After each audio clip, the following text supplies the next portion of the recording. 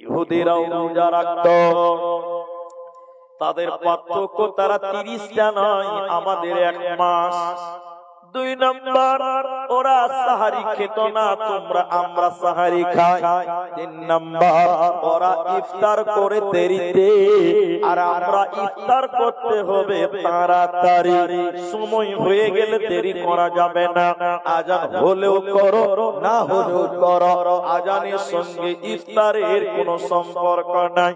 আমার আল্লাহ বলে, ইয়া আইয়ুহাল্লাযীনা আমানু, হে ঈমানদারেরা, কুতিবা আলাইকুমুস সিয়াম, তোমাদের উপরে রমজানের রোজাকে ফরজ করলাম, কামা কুতিবা আলাল্লাযীনা মিন ক্বাবলিকুম, যেমন ফরজ করেছিলাম আমি তোমাদের আগেকার লোকদের। আমরা এতক্ষণ বললাম আমাদের আগের লোকেরা, আমাদের নবীর আগের জামানার লোকেরা, তারাও রোজা রাখতো, তাদের রোজা ছিল। আল্লাহ রোজা রাখবো কেন? আল্লাহ রোজা রাখতে হবে কেন? আমরা রোজা রাখবো কেন? না খেয়ে থাকবো কেন? খেতে পাবো না কেন? আল্লাহ বলেন, লাআল্লাকুম তাত্তাকুন, যাতে করে তোরা মুত্তাকি হতে পারিস, যাতে করে তোরা পরেশগার হতে পারিস, যাতে করে তোরা তাকওয়া অবলম্বন করতে পারিস। এরই জন্য আমার আল্লাহ বলেন, লাআল্লাকুম তাত্তাকুন, এই তাকওয়া অর্জনের জন্য, আল্লাহর মুমিন মুত্তাকি হওয়ার জন্য তোরা রমজানে রোজা রাখ।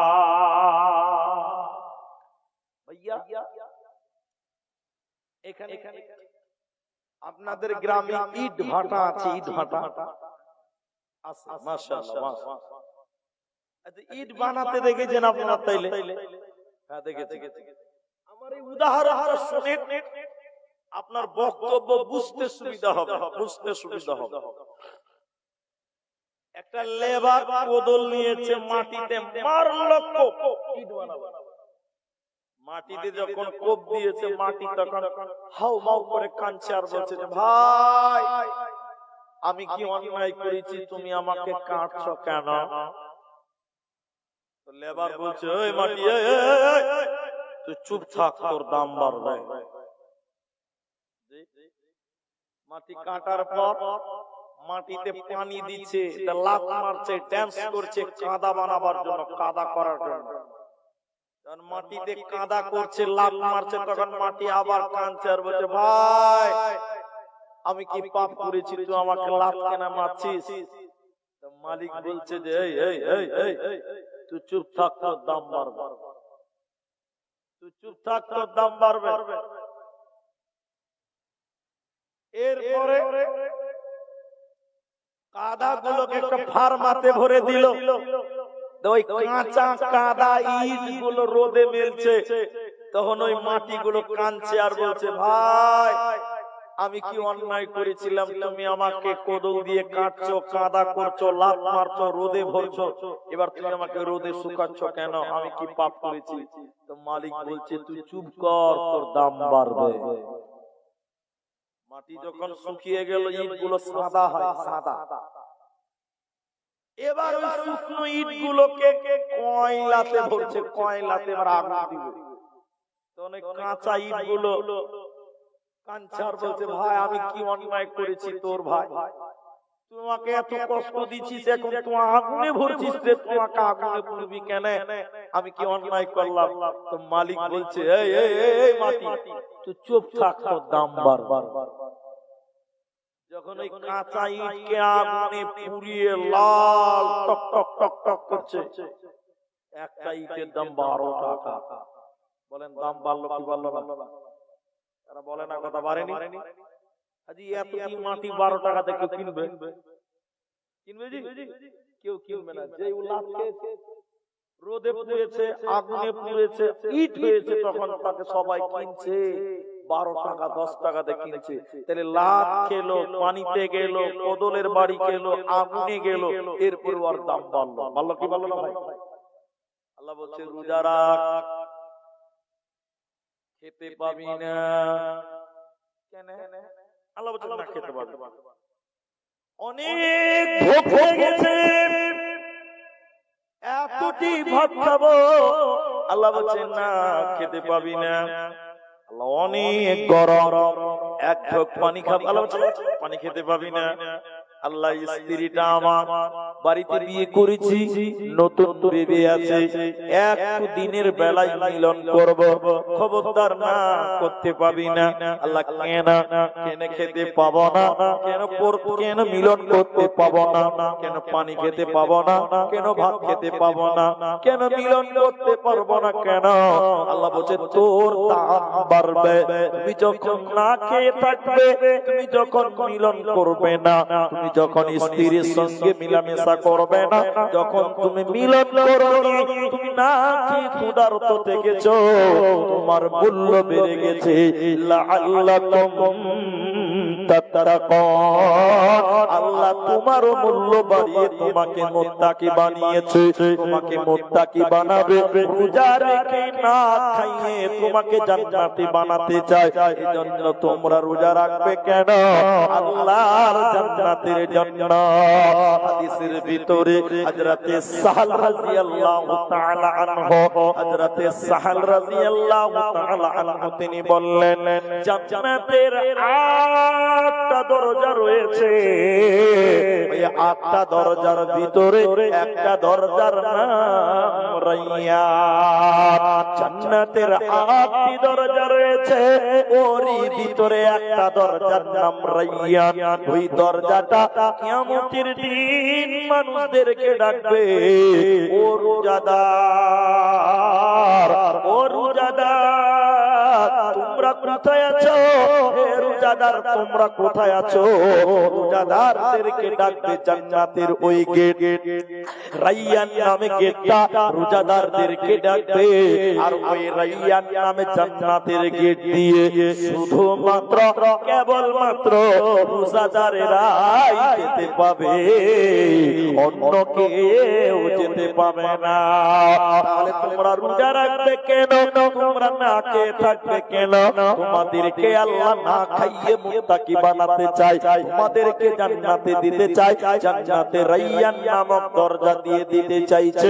এর জন্য তোমাদেরকে বলেছে তোমরা খাবে না, তোমরা পান করবে না, তোমরা মিলন করবে না।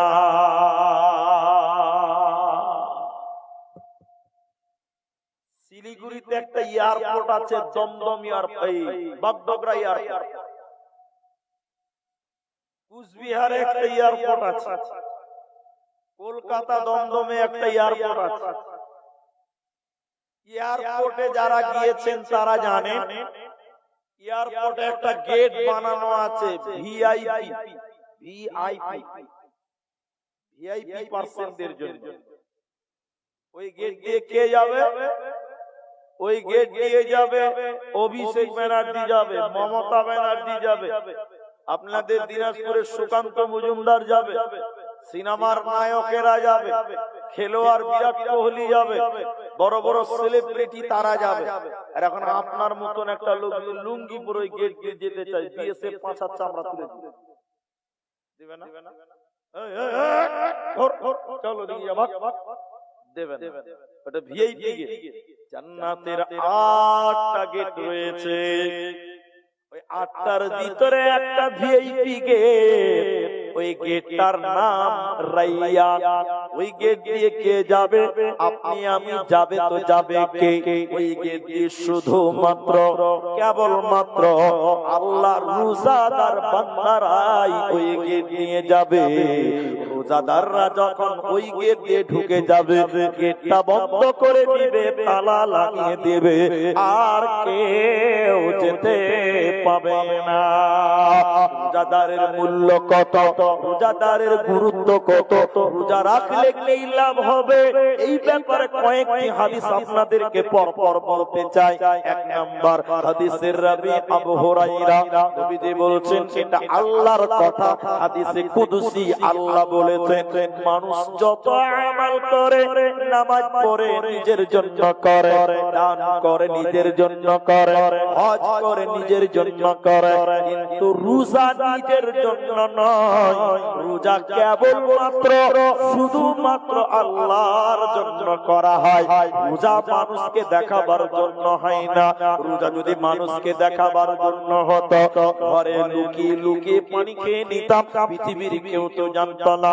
রোজা যদি বাপকে দেখাবার জন্য হতো, বাবার সামনে না খেয়ে থাকতাম, বাবার কাছ থেকে লুকিয়ে গিয়ে ভাত খেয়ে নিতাম, বুঝতে পারতো না। আমার আল্লাহ বলে পৃথিবীর যত ইবাদত আছে, নামাজ একটা ইবাদত, মানুষকে খুশি করার জন্য করা যায়। লোক দেখানো নামাজ পৃথিবীতে এখনো আছে। দান একটা ইবাদত, আমাকে খুশি করার জন্য দান করতে পারে, এগুলো মানুষকে দেখানো যায়। কিন্তু রোজা এমনই একটা ইবাদত, পৃথিবীর মানুষকে দেখানো সম্ভব নয়। মানুষকে দেখাবার জন্য যদি হতো, করতে করতে কুলি করব, মুখে পানি দিয়ে আড্ডি খেয়ে নিব, তো কেউ জানতে পারবে না। কিন্তু খাচ্ছে না কেন? সুযোগ আছে, এরপরও খাই না কেন? রোজা পৃথিবীর মানুষকে দেখাবার জন্য নয়, একমাত্র আল্লাহকে দেখাবার জন্য। আমার নবী বলেছেন পৃথিবীর মানুষের যত ইবাদত আছে, ওগুলো নিজের জন্য, মানুষকে দেখাবার জন্য হতে পারে, কিন্তু রোজা মানুষের জন্য নয়। ওই রোজাটা একমাত্র আল্লাহর জন্য। এই জন্য নবী বলেন ওয়ানা আজিবি, এর প্রতিদান, এর বদলা, এর পুরস্কার আমি রহমান নিজের হাতে দিব। আমি আল্লাহ রোজাদারের পুরস্কার আমি আল্লাহ নিজের হাতে দিব, ফেরেশতা লাগবে না। রোজাদারের গুরুত্ব কত! আল্লাহ নিজে পুরস্কার দিবে, সার্টিফিকেট দিবে, জান্নাতে পৌঁছে দিবে। পৃথিবীর কোন লোক নয়, পৃথিবীর কোন মানুষ নয়, আল্লাহ আর কোন ফেরেশতাও নয়, স্বয়ং আল্লাহ নিজের হাতে এর বদলা দেবে। এরপর নবীজি বললেন শোনো, রোজা হলো ঢাল, রোজা হলো ঢাল, রোজা হলো ঢাল। রোজা অবস্থায় ঝগড়া করা হারাম, রোজা অবস্থায় ঝগড়া করা যাবে না, গালি দেওয়া যাবে না, ঝামেলা করা যাবে না, মারামারি করা যাবে না। নবীজি বললেন শুনো, তুমি রোজা রেখেছো, তোমার সঙ্গে কেউ ঝগড়া করতে এলো, তোমার সঙ্গে কেউ ঝামেলা করতে চায়, তোমাকে কেউ গালি দিল, তোমার সঙ্গে ঝামেলা করতে চায়, তখন তুমি নিজে বলো, হে রোজাদার, তুমি বলো আনা সায়েম, আমি হলাম রোজাদার, আনা সায়েম, আমি রোজাদার, আমি তোমার সঙ্গে ঝগড়া করব না। ভাই আমি রোজা রেখেছি, তোমার সঙ্গে ঝগড়া করলে আমার রোজার নেকি কমে যাবে, তোমার সঙ্গে ঝামেলা করলে আমার রোজার নেকি কমে যাবে। অতএব আনা সায়েম, আমি রোজাদার, আমি তোমার সঙ্গে ঝগড়া করব না, করব না, করব না। নারায়ে তাকবীর।